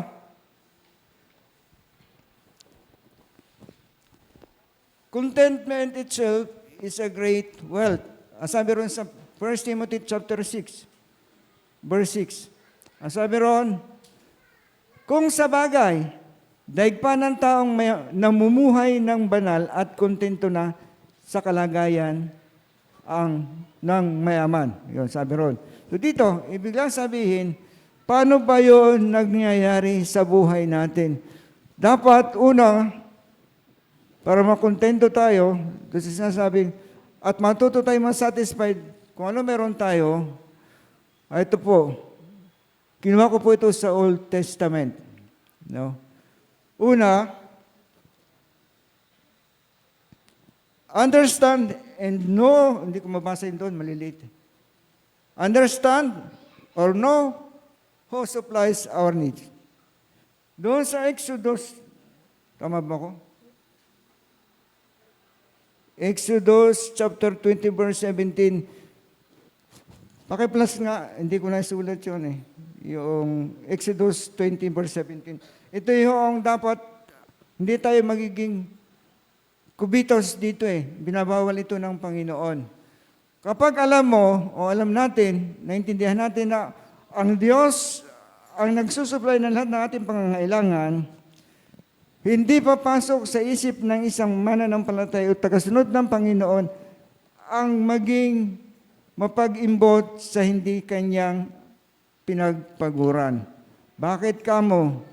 Kasi ang sabi ng Panginoon, hindi ka iiwan ni pababayaan man at ang lahat ng naririto sa mundong ito na sa langit at sa lahat ng dako na hindi pa natin nakikita ay pawang Diyos ang may-ari. Kaya masasabi natin na ang ating buhay na ito, para makontento tayo, maintindihan lamang natin na ang nagsusupply sa atin ng lahat ng kailangan natin ay ang Panginoong Diyos. Hindi mangyayari sa atin yung maging diskontento sa paglilingkod sa Panginoon. Bakit ko nasasabi? Ang naglilingkod sa Panginoon ng diskontento sa buhay niya, dapat suriin mabuti ang paglilingkod niya sa Panginoon kung sa Panginoon ba talaga ang kanyang puso na naglilingkod. Ano po? Kasi, buti na lang wala nag-a-apply dito ng magpastor. May nag-a-apply na pa pastor? Dito? Wala. Meron kasi nag-a-apply. Meron ako nakausap na pastor. Sabi niya, nangangailangan ba kayo ng pastor sa simbahan ninyo? Sa akin yata may nag-apply. Naikwento ko kay pastor yan. Ay, hindi. Ang alam ko, ang pastor namin, nagde-develop ng pastor, hindi nag-hire sa labas. Sabi ko. Ngayon, ang pag-hire ng tagalabas na mga pastor, kadalasan, hindi pastol eh. Anong tawag ng tatay ko ron? Bulabog. Ginugulo yung kawan. Hindi nagpapastol, kundi ginugulo yung kawan. Dinadala sa sukalan. Ano yung sukalan? So, yung walang sabsaban. You know, kaya mag-ingat tayo sa mga aplikante. Ano po? Dito sa atin, kaya nga, panay ang seminar, panay ang pag-aaral natin para mag-develop tayo ng tinatawag na panloob na manggagawa. Ano po? So dito, alamin natin mabuti na ang ating tinatangkilik sa buhay na ito, yung ating pangangailangan ay sa Diyos lang nagmumula sapagkat Diyos ang may-ari ng lahat ng ating tinatangkilik sa buhay. No? Then, doon sa pangalawa, hindi ko lang naisulat yun eh. Lagi nating isipin na ang pagiging kontento sa buhay ay hindi matatagpuan sa salapi. Contentment not be found in money. Oh. Anak, pa-plus mo yung Psalms 17:13 to 15. Natamad si Pastor magbuklat ng ano. Lumapit ka, O Yahweh, mga kaaway ko'y hadlangan. Sa pamamagitan ng tabak ako ay ipaglaban. Ano ang ibig sabihin? Yung kasunod pa. Sa lakas ng iyong bisig, ako ay iyong isang galang. Sa ganitong mga taong sagana ang pamumuhay, ibagsak mo sa kanila ang parusang iyong laan, pati mga anak nila, ay labis mong pahirapan at kanilang salinlahi sa galit mo ay idamay. Bakit ganun ang sabi niya? Kasi dito, kung ito yung pamamaraan mo o pamamaraan natin na pera ang batayan natin para makontento tayo, ito yung sinasabi ng kasulatan. Kasi hindi lahat ng ating ginagawa o bunga ng ating pagpapagal sa pamagitan ng pagpaparami ng pera, magiging masaya tayo. Minsan kasi kapag mayaman ang tao, mas maraming galit. Pag mayaman ang tao, maraming may hinanakit. Ano po? Kaya dapat lamang na ang ating contentment ay matagpuan natin sa ating isang Diyos na may-ari ng lahat ng bagay at laang magsanggalang sa lahat ng ating kalalagyan o ating kalagayan. Pinoprotektahan tayo ng Panginoon sa lahat ng ating ginagawa at saan man tayo naroon, protektado tayo ng Panginoon sapagkat kontento tayo sa buhay na ang Diyos ang nagbigay at hindi natatagpuan sa salapi lamang. Ano po? Yun. And then, humility brings contentment. Bakit? May binanggit din po doon sa Psalms 131 verse 1 and 2. Ano po? Psalms 131 verse 1 and 2. Wala? Okay. Basahin niyo lang sa bahay. Kasi dito, kapag sinabing ang kapakumbabaan ay siyang kontento sa pamagitan ng pagpapakumbaba. Kasi ang isang tao na mayabang, yan ay taong hindi kontento sa buhay. Bakit kamo? Judgmental si pastor. Ayon sa salita ng Panginoon, tayo ay walang anuman na dapat iangat, kundi ang Panginoon lamang. Kaya walang dapat na magsabing, nandahil sa akin, nandahil ako, kung hindi ako, wala ako. Kinakailangan, alisin natin yung egocentric natin. Kinakailangan natin, i-lift up natin ang Panginoon sa lahat ng sitwasyon ng ating buhay. Pagkat ang pagpapakumbaba ay nagiging daan tungo sa pagiging kontento sa buhay ng isang lingkod ng Panginoon. Amen? Pangapat, nabanggit ko na kanina, doon sa be contented with what you have, Matthew 6:24. Basahin ko nga yung Matthew 6:24. Ang sabi rito,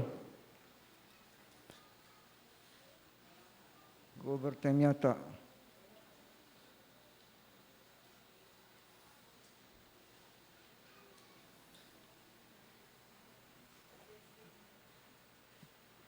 Ang sabi, Matthew 6:24, walang taong makapaglilingkod ng sabay sa dalawang amo, sapagkat kapuputan niya ang isa at iibigin ang ikalawa, o kay magiging tapat siya sa isa at hahamakin ang ikalawa. Gayon din naman, hindi kayo makapaglilingkod ng sabay sa Diyos at sa kayamanan. Anong sabi ron? Kung meron na tayo ng ating pangangailangan, pagkain at pananamit, be contented.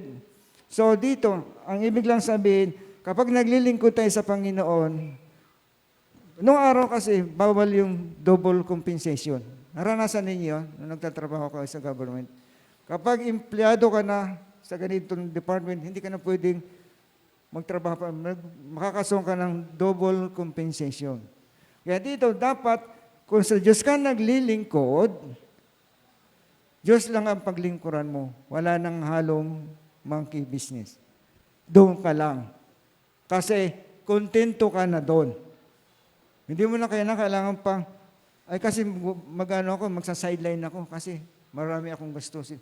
Doon kasi bawal. Ganon din sa Panginoon. Huwag maglingkod sa dalawang amo. Maaring yung unang amo mo, mahal mo. Maaring isa, hindi mo mahal. Kaya, kung Panginoon ang paglilingkuran natin, Panginoon lang. Pag sinabi ba natin, kung maglilingkod ka, Panginoon lang, ay kung nagtatrabaho ka sa pabrika, hindi ba Panginoon ang pinaglilingkuran mo?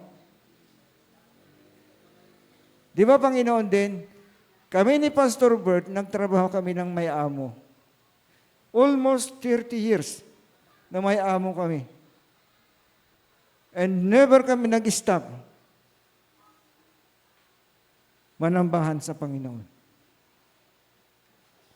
Andyan si Pastor Bert. Andyan ang Panginoon. Buhay na buhay si Pastor. Ni kailan hindi namin kinonsider na ang pagtatrabaho namin ay hindi paglilingkod sa Panginoon. Bakit? Saan ka man naroon, ikaw ay Kristiyano, ang paglilingkod mo, ang ginagawa mo sa paglilingkod mo, saan ka man naroon, Panginoon pa rin ang pinaglilingkuran mo. Although mayroong kang tao na iginirespeto, sinusunod alang-alang sa Panginoon. Ganun po yun. So, ganito. Panghuli. Be contented in any situation you have faced. Yung kumbaga, makontento tayo doon, anuman sitwasyon, meron tayong kinakaharap. Lahat tayo ay may mahirap na sitwasyon sa buhay. Yung pinagdadaanan nila, Pastor Bert, hindi magaan yun. Mahirap na sitwasyon yun. Pero, ganito,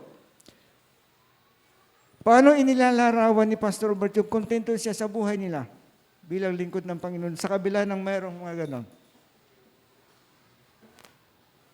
Based on your own mind, isipan ninyo, i-picture out nga ninyo kung paano hinahandle ni Pastor Bert yung buhay niya na naglilingkod sa Panginoon, nakukontento siya sa buhay Kristiyano.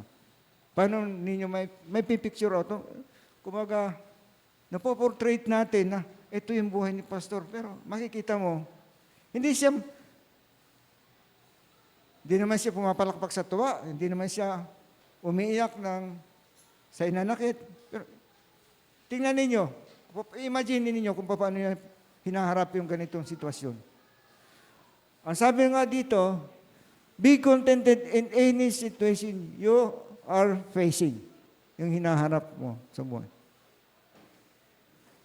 Ano ang banggit doon sa Philippians chapter 4 verse 10 and 14? Anak, yun ang ipakita natin. At mga kapatid ko, basahin natin ng may pagmamahal yung salita ng Panginoon.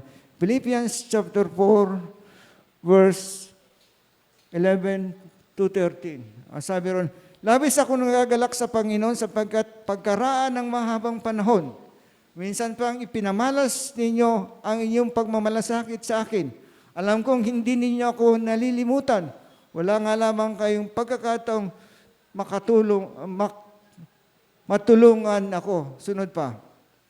Hindi ko sinasabi ito dahil sa kayo'y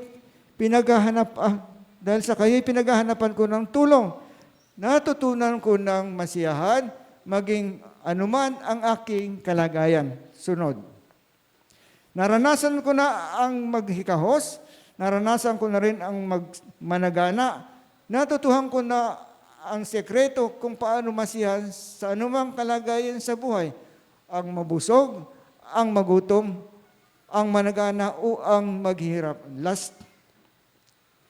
Ang lahat ng ito'y magagawa ko dahil sa lakas na kaloob sa akin ni Kristo. Wow! Ang buhay ni Pastor Bert nakapaloob dyan. Ang sabi nga doon sa talata na binanggit, doon sa Philippians chapter 4 na yun, particular doon sa verse 13, I can do all things through Christ who strengthened me. To be contented in life and serving the Lord, kailangan natin ang strength na nagmumula sa ating Panginoon. Walang sariling lakas na dapat nating pairalin. Doon po sa ating konklusyon.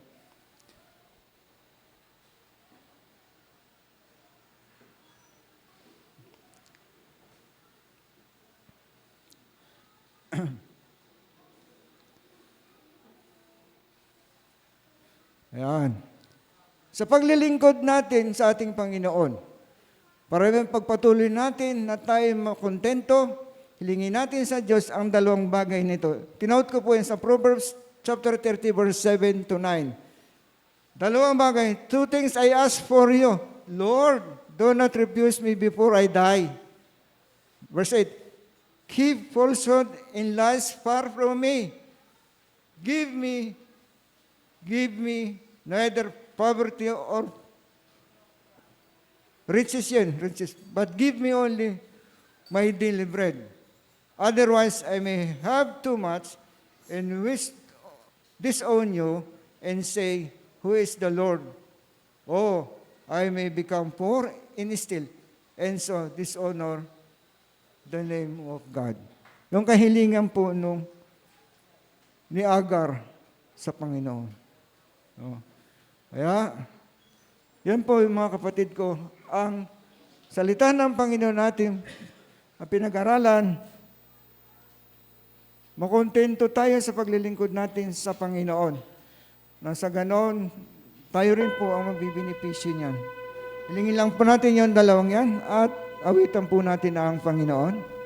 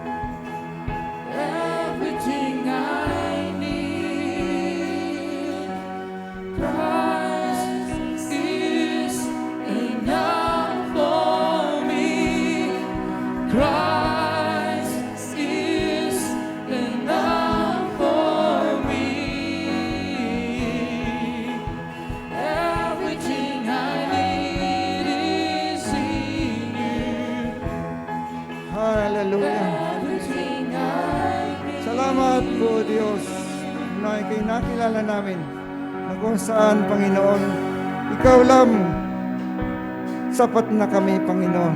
Kaya, Ama, tulungan po ninyo kami, turuan kami na maging kontento kami sa paglilingkod sa inyo. Ano man ang aming pinagdaraanan sa buhay na ito, Lord, tulungan nyo kami. Makontento kami sa buhay na ito na kami ay naglilingkod sa inyo at patuloy na gamitin mo ang buhay namin ito upang ikay aming maparangalan at mabigyan ka ng kaluwalhatian. Ito po yung aming dalangin sa iyo, Ama, sa pangalan ni Kristo Jesus. Amen at Amen. Amen.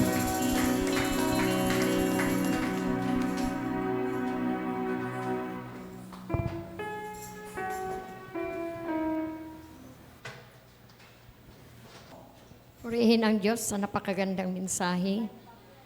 Magbigay tayo dahil siya ang unang nagbigay sa atin. Amen? Lahat ng ating mga tinatangkilik ay nagmula sa Kanya. Amen po ba? Okay. Amen.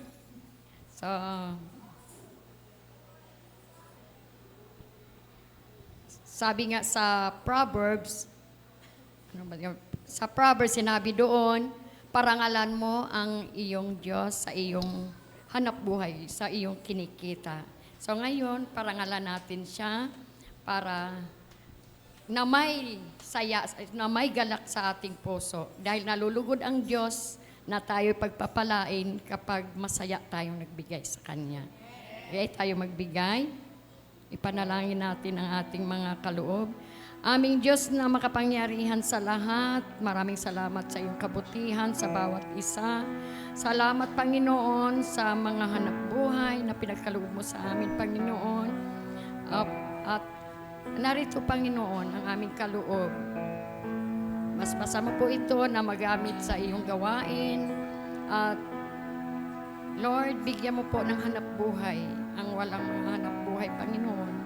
Upang sa ganun, Panginoon, ay makapagbigay rin sila sa iyong gawain.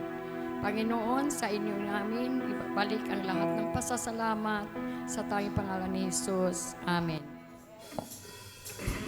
Hey, oh, I receive your mercy. Hey, oh, I receive your grace. Hey, oh, I will dance forevermore. Mercy. Mercy is falling, is falling, is falling. Mercy is falling like a sweet spring rain. Mercy is falling all over me.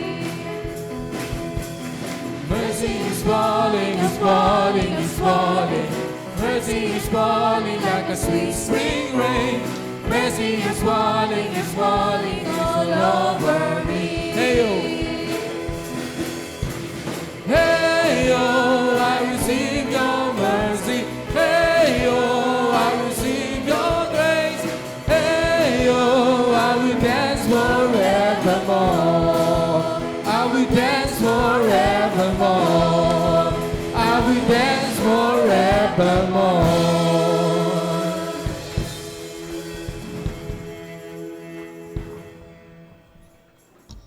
Bago po kayo mag-start memory verse muna po kami. Yung sa akin po, Proverbs 22:6, train up a child in the way he should go, even when he is old, he will not depart from it. Yun po, kasi since mga bata po lagi namin kasama yun, pag nagpe-present po kami, bata yung lagi namin kinoconsider. Kasi di man po nila maintindihan yan ngayon lahat. At least pumapasok po sa puso't isipan nila habang lumalaki po sila, kung paano po natin sila palakihin, nakasama si Lord. Yan, sa akin naman po sa Psalms 86:11,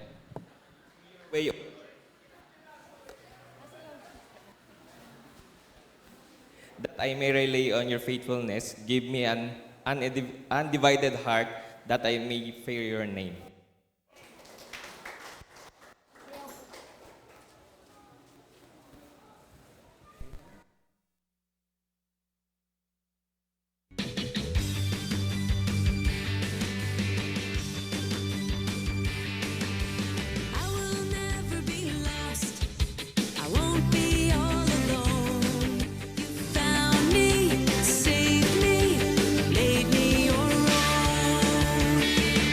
Never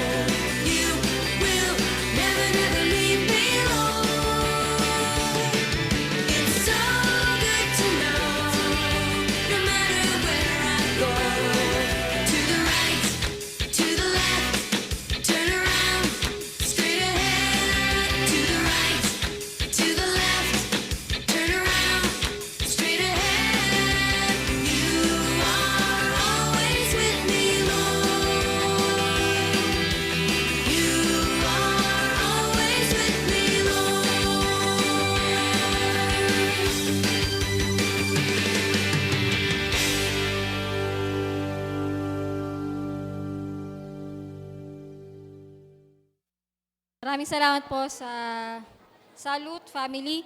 At ang next family presentation po natin ay ang Agnas Family. Idara ko po tayo sa ibang announcements. Ang ating pong schedule ay papatuloy. Pre-service prayer Sundays, 7:30 to 8 a.m. Ang Sunday school po natin ay 8 to 9 a.m. Sama-sama po yung adult, youth, at young couples. Ang worship service po ay every Sundays 9 a.m. to 11:30 a.m. Choir practice, Sundays 2 p.m. or to be announced. Ang praise and worship practice, Saturdays 9 a.m. or to be announced. Intercessory prayer tuwing Sabado, 5:30 to 7 a.m. At meron po tayong midweek every Wednesdays, 5:30 to 6:30 p.m. Ang ating opening prayer po for next Sunday is Sister Cora Bautista. Speaker for next Sunday is si Pastor Bert Dungaran. Offertory prayer for next Sunday is si Sister Lerin Lising. At ang pastoral prayer ay si Pastor PJ Almasan. Maraming salamat po sa ating flower offering ngayon kay Sister Chona de Guzman. At papatuloy po yung ating, meron po tayong damayan program. Ito po ay memorial service package for as low as 250 per month. Kung interesado po kayo, just look for Pastor Bert Dungaran. At ang ating Project Hagay na 5 peso per day, Save Challenge, ay nagpapatuloy po. Please look for Sister Miles. At yung ating Project Hagay Puzzle, ongoing pa din po, kay Sister Miles din po. At ang church membership form, in-encourage po namin mag-fill out po ng form.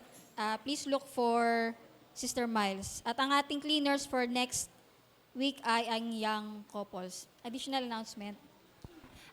Para po sa Christian education, dahil meron po kaming naging meeting last week ng council, lahat po ng member or part ng Christian education from children to youth, ay na leaders na inassign ko po, inaanyayahan ko po later, meron po tayong short meeting after lunch para isaayos po natin yung scheduling, yung lessons, and so on and so forth. So, para sa mga gusto rin po mag-volunteer, sumali na rin po kayo sa meeting para ma-orient po namin at ma-schedule na po kung sino yung i-assign na mga teachers, assistants, and activities na gagawin po natin. So, mamaya po yun after lunch. Quick lang po yun. Salamat po. Yung announce pala natin sa hermeneutics na pagtuturo ni Pastor Ariel, na-schedule pala tayo by September. Kaya mamaya, wala muna tayo saka sa last Sunday. Kasi nung tinignan yung schedule, nag-usap kami, ay nalagay tayo sa September. Nakalimutan niya na August kami, dapat August. Pero nailagay niya sa September. Nagkausap ako may kahapon, sabi, sa lahat na dadalo, magbibigay siya ng mga handouts para at least mayroon tayong mababasa. Kaya by next month, September, doon po tayo mag-start sa hermeneutic lesson sa pangungunan ni Pastor Ariel.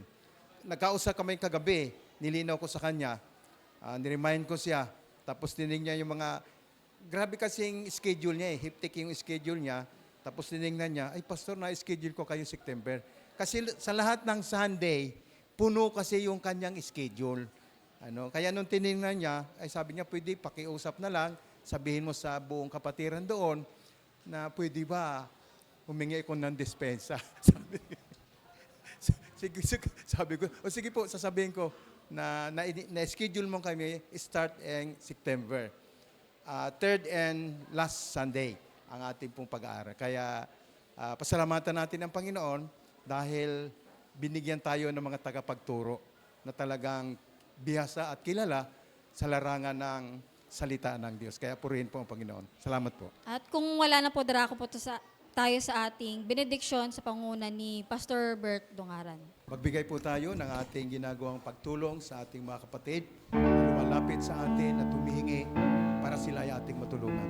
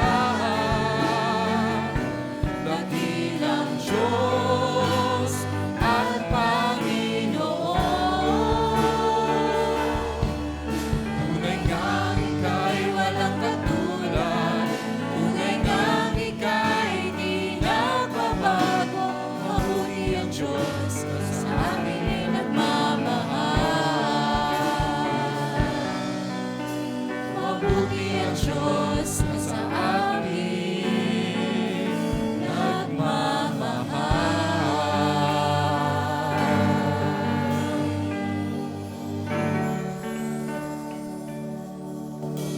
Marami pong salamat, aming Amang Banal, sa iyong walang hanggang pag-ibig na patuloy po ninyong ipinaparana sa bawat isa sa amin. Salamat po sa mensahe na amin pong narinig sa araw na ito, na ipinaliwanag po ninyong mabuti ang contentment na dapat naming maranasan sa bawat saglit ng aming buhay. Na ito ay masusumpungan lang namin sa aming Panginoong Sus, sapagkat siya ang kasagutan ng lahat ng bagay. Salamat po, Panginoon, sa buhay ni Pastor John, na ginamit po ninyo upang ang iyong damdamin sa bawat isa sa amin, sa narito at sa mga nasa tahanan, ay inyo pong ipahayag ang mga dapat naming gawin sa buhay na ito, samantalang kami ay tumitira sa mundong ito. Na ang aming layunin, kaya lang kami ay nabubuhay sa mundong ito upang kayo ay aming parangalan. Anumang sitwasyon o kalagayan ng aming buhay ay dapat kaming nasisiyahan, dapat kaming nagpupuri at nagpapasalamat sa iyo sapagkat kayo ang Diyos na nangako sa amin, katulad ng aming mensaheng narinig, na hindi mo kami iwan ni pababayaan man. At tunay nga po, Panginoon, na kahit kailan, ikaw ay laging handa na tumugon sa lahat ng aming pangailangan. Kaya naman, sa umagang ito, O Diyos, sa lahat ng mga narito na tumanggap ng iyong mensahe, ay aming dalangin sa iyo.